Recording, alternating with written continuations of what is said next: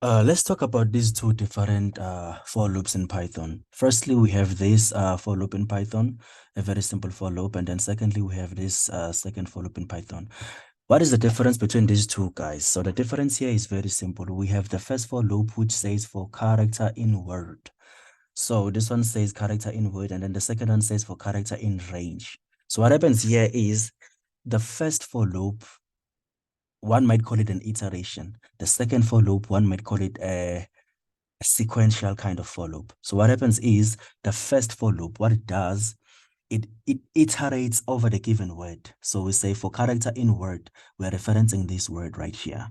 So this for loop will have a different output compared to this for loop. So what happens is, since this one goes inside this given word and iterates over each and every character, including the space itself, it will print the exact characters themselves. And then this one, what it does is it iterates over its given numbers. So what it does is this one, it will create a sequence of numbers starting from 0 up to the number that is given. So in this case, we are given a word, and then to get the number of, or to get the length of this word, we're going to say, use the function, the Python function called len. So this function just returns backwards. It gives us the length of a given word. So the length of the given word is starts from 0, and then what's at 0 is our h, and then what's at 1 is our e, so on and so on, including the space. The space also takes an index. So let's come together. So this is h at its index 0. This is e at index 1, 2, 3, 4, 5. So our space is at index 5, and we also include it.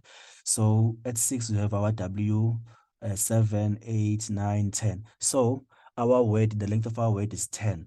So we start from 0 up to the length of the whole thing. And then what's going to happen here? Let's test this out. So let's run the first one. When we run the first for loop, we're going to get the exact characters. So it iterates over each character, the first one. So H, E, L, and then it includes the space. And then the second for loop, what it does is very simple.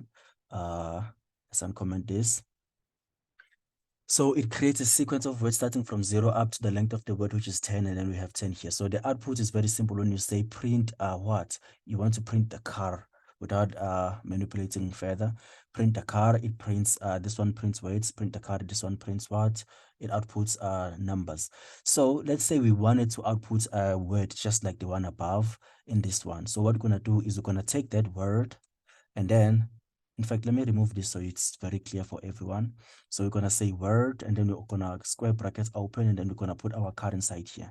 And then when you run it now, it will output the exact words as they are. Why is this happening? Why is it now printing the characters instead of numbers? It's because these square brackets, once we add them after the word that we are given, what are we saying then? We are saying then that give us a character at this index. So these brackets, these ones, now let me just take out these brackets here that you see.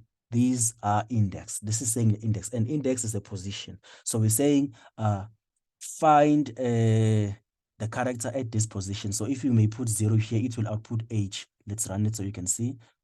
It will output h 10 times because it runs 10 times. So the reason it's outputting h is because h is at index what? H is at index 0. So that's what's happening. But by the time we put car here, our car keeps changing from what? From 0 up to 10. So that's why it outputs everything. So it starts from 0 up to 10. So yeah, that's the difference between these two guys. So let me end my video here before it's too long. I hope you learned something from this video. Please watch more and subscribe. Thank you.